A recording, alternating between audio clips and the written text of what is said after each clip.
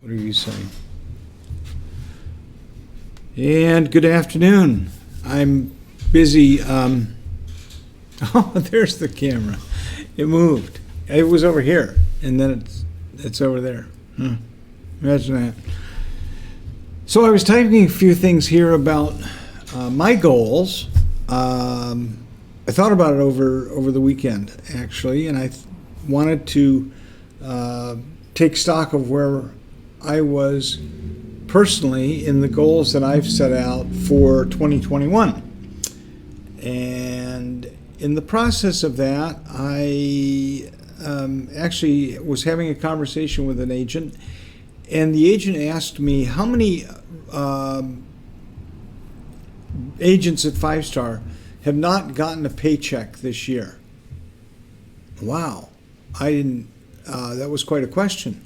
And I wasn't actually expecting the question, but I started to think about it, and I know that there are agents who have not gotten a paycheck this year because the market is so unusual. It is obviously very, very much in the seller's favor. Inventory is low. We're desperately trying to get more inventory. Building new inventory is almost impossible as lumber prices skyrocket. So what we find ourselves in is this market where we're trying so hard to get buyers and to get those buyers to write offers and to be able to write offers that will win them houses. And so we become laser focused on that particular activity, and we forget what our goals are in terms of overall and for the year, for example. So it's this time of year every year that I stop and say, where am I in my goals? I'm approaching half of the year finished, believe it or not. Here we are at the first week, end of the first week of June, and we've got like 3 weeks left in June before we're halfway through the year. So what I would first of all encourage is avoid getting so caught up, so focused on doing things that you forget your strategy, that when you're not achieving what you had hoped to, you need to go back to the basics and revisit where you started. Revisit those things that you put in place back in December of last year about how you were going to get business this year, how much you were going to get business, what price homes were you going to target, how were you going to get those homes, and so on. And so I started thinking about that in terms of what are 4 pillars of activities that you should be doing that will help you redirect your energies, refocus on how to get business and how to keep business. Now, 4 pillars is really almost an overused analogy for structuring your business, for building a foundation. If you Google 4 pillars, you'll find all sorts of 4 pillars about all sorts of stuff: relationships, building financial wealth, and so on. Here's my 4 pillars for you for today. First of all, I want to go back and ask, did you have a plan before January 1st? Did you in December sit down, evaluate your business that you had gotten in 2020 and before, if you were in the business, and for how many years, if you were in the business, and look at the trend of your business? How many of those sales came from listings? How many of them came from buyers? How many of them did you get both sides of? What was your average commission per sale? Those are all important factors in establishing your goals, because if you are selling if your average commission is $12,000, it doesn't take a lot of houses to make a decent living. You can sell 8 or 10 houses and kind of get by pretty okay.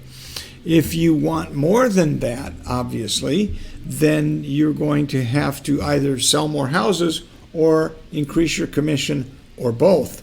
So where were you last year and the year before and the year before that? And where are you going? Did you intend to go this year? So have you, in the course of the last 6 months, if you had a plan, are you holding yourself accountable? How? Do you have it in a some sort of a graph? Do you have it on pieces of paper, a table of contents sort of thing? How are you going in and checking to identify how many houses you sold in January, February, March, April, May, and now June? How many listing appointments have you been on? How many buyers appointments have you been on? How many showings have you had? Have you shown houses to buyers? And how many offers have you written? How many of those offers have been accepted, and how many of them have been rejected? These are all pieces of information that you need to first of all examine in order to establish your game plan, or adjust your game plan if that's the case. One of the most important things about this business is keeping existing customers and tapping into that existing customer database. So if you've had customers in the past, how are you staying in touch with them? By mail? By Facebook? By other social media? Are you calling them? Are you reaching out once a month or once every 2 months and saying, hey, just wanted to touch base, say hello. How's everything? How's the family? And by the way, do you know anybody who might be thinking about buying or selling real estate, making a move? I always suggest asking the open-ended question, which is, who do you know who might be thinking of making a move? But some agents are uncomfortable with that. That's okay, as long as you're reaching out and touching those people and talking to them personally about getting business, about the fact that you're there to help people that they know with their real estate needs. So I also feel that there's a lot of power in handwritten notes.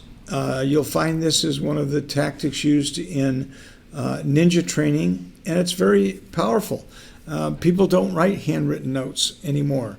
But if you take your database of maybe 150, 100, 200, 250, 500, and you set out a goal to write 5 notes a day to each of those people over the course of the year, you will discover that you will get a lot in return in terms of business. It's a fact. It's even more effective to actually get on the phone with them and have a conversation, and yet it's even more effective to meet with them in person. How many times have you called a past client and said, hey, can I meet you for coffee? Or a cocktail or lunch, just to say hello, reconnect. I actually had this experience myself recently. Past client, I've sold like 4 houses for him, to him, and I'd lost touch with him because he went to work at a different place, and that job required a lot from him in terms of his time and energy, and we didn't have our regular conversations. And so one Saturday morning, I happened to see him post on Facebook that he was doing something, and I picked up the phone and I called him. And I said, hey, I just wanted to reach out and say hello. We haven't talked in a long time, but I know your new job has taken a lot, but how about we get together and have breakfast next Saturday morning? And so we did that, and it was fun. We had a great time reconnecting, enjoying one another's company. And then about 10 days after I did that, he picked up the phone and called, and he said, "Oh, by the way, my neighbor is going to sell their condo." Now, the question is, would he have called me if I hadn't reached out to him to have breakfast or to have a conversation, but then also to have breakfast? Probably, but maybe not. Maybe that condo owner might have found somebody, bumped into somebody at the store that was wearing a Berkshire Hathaway shirt, or had a Coldwell Banker tag on, and I might have lost that potential listing to somebody else because I hadn't called and I wasn't at the top of his mind. I wasn't top of mind with him, which brings me to another thing that's really important in this business is increase your name awareness. People, in order to get business, successful real estate agents will keep their name at the top of people's minds, whether it's through mailings, social media posts, articles written on LinkedIn, for example, wearing logo wear with a tag that says, "I'm a 5-star agent." It's surprising how many times when I am wearing a 5-star logo shirt or jacket or something that people say, "Oh, you're in real estate?" "Yeah, I am. Do you know anybody who might be thinking about making a move now or in the near future?" And I hand them a card. I always have lots of cards to give people. So I would encourage you to keep building your name recognition. Be everywhere. Be in their mailbox, on their Facebook page, on LinkedIn, Alignable, Twitter, Instagram. Be present. Keep yourself in front of them as a real estate agent in order for them to think of you first when it comes to either them making a move or someone they know making a move.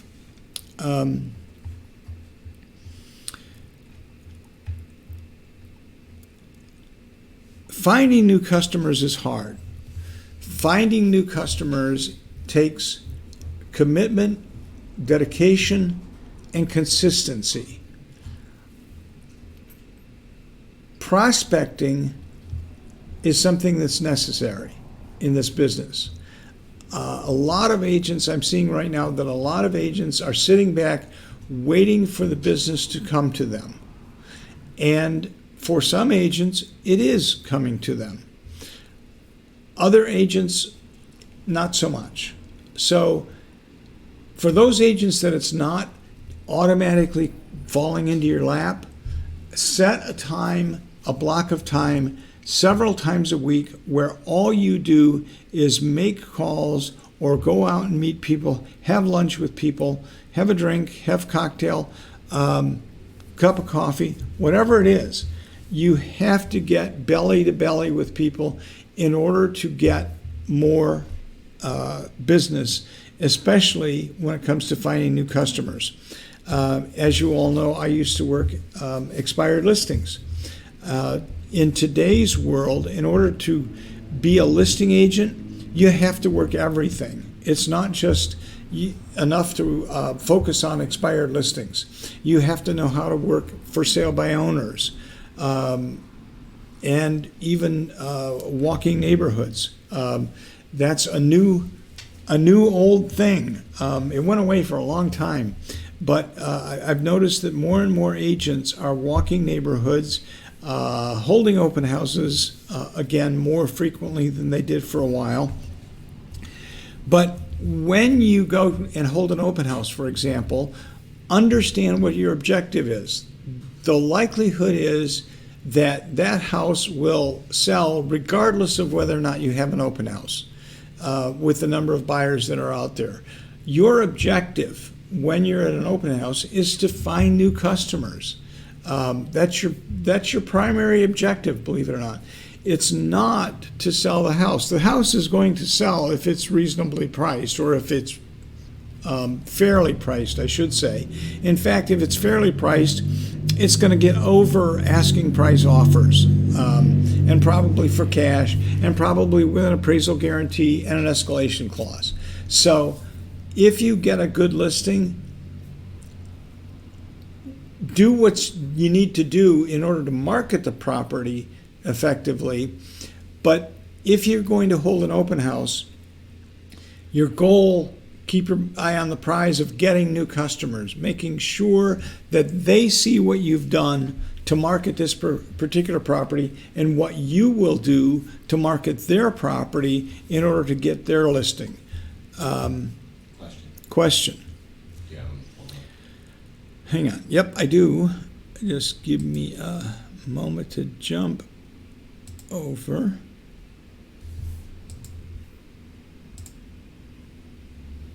I thought I had it pulled up. Oh, there it is. When doing direct mail to past clients, what do you suggest sending? I try to vary it, Kim. Some agents send 12 months of postcards. When I send postcards, I have them, I have the jumbo size postcards. I have extra, a little heavier paper, so they're better quality.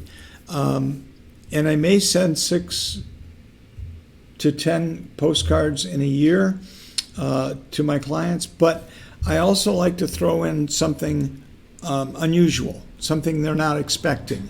It might be a Happy 4th of July card, greeting card, or it may be Happy Thanksgiving greeting card. I try to send out greeting cards for the holidays. So pick something and do something different. Change it up. Don't make it always the same. Some agents are finding a lot of success sending out market stats, doing a printed sheet, printing it off in color, folding it up, and putting it in an envelope to tell past clients or potential clients what the market's doing right now. There are articles about what's happening in the marketplace. Some people are saying we may see a bubble occurring. Others are saying no, there's too much demand for houses right now that a bubble is going to occur. So watch things like Inman News. Watch economists and what they're saying about economy, the housing market, and so on. Print those articles, put them in envelopes, and send them to your clients along with your business card. So I do a variety. I like the jumbo cards because I think they stand out. I think they're better quality. But I also will send out articles of interest and greeting cards for even sometimes it's silly, National Hot Dog Day, for example. Might be a fun one to send out to past clients and customers. Another question? Nope. Okay. Let me get back to my document here. And again, I think speaking directly to customers is hard.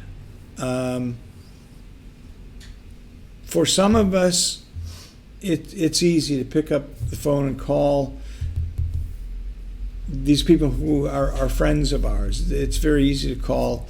For the first 10, 12, 15, maybe 20 calls that you make, it's easy. It's because they're friends. You know, they started out as clients. They've become friends. We see them. It's the rest of them that we've done business with that we may not feel as comfortable with contacting them to remind them that we're still in the real estate business, and we'd still like to know who they might know who might be making a move soon. Most agents fail in this business because they don't continue to consistently prospect for business. Prospecting is not something that you do for the first couple of years or that you do for the first 10 years of your life in real estate. Prospecting is something that you do your entire life in real estate, and it has to be the number one priority, even beyond going to a closing or showing a house or writing an offer.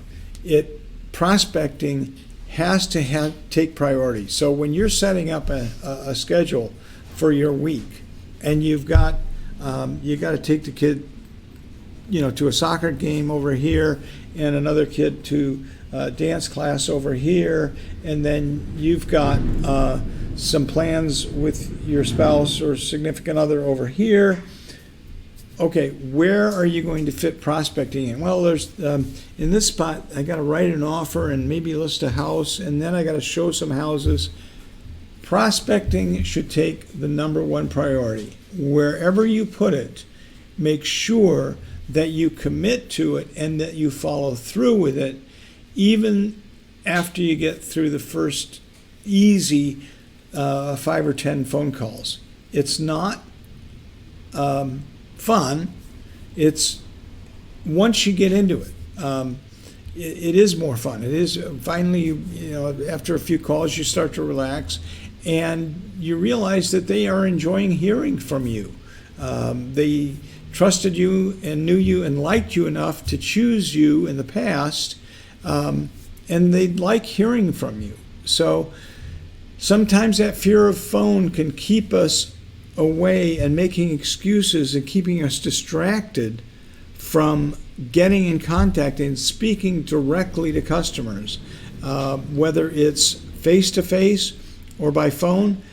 It's really important to talk with them directly, and see who they might know who are going to be making a move now or in the near future. Keep your prospecting focus, and it will make a huge difference in the second half of 2021. Any other questions? Okay, I'm gonna end it there. Stay focused on your goals for 2021. If you've let them drop and sort of ignored them, go back to them, revisit them, change them if you have to, but get something in writing so that you have a roadmap for success for the remainder of this year. So, thanks for joining. I'll see you next week.